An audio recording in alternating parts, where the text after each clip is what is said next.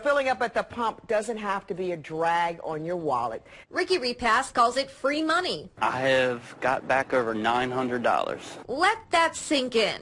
$900 for doing something routine. A check that Ricky's come to rely on. A nice bonus for what used to be an everyday hassle. I've spent it all just on things for the kids. We just did Christmas presents with about 100 of it. Just whatever. Free money. There's a new app that actually pays you to fill up your tank. Henry Watson is a courier for a lab company. He says he covers roughly 200 miles a day on his job and really does give you that cash back. I got $15.30. Just seems to get better, grows every day. It's like a little savings account. When Paul Dykes pulls up to the pump with every fill-up, it's been cash back over the past year. And how much has it saved? $344 so far. So I've had as high as $28 in one day savings when I filled up my diesel truck, yes.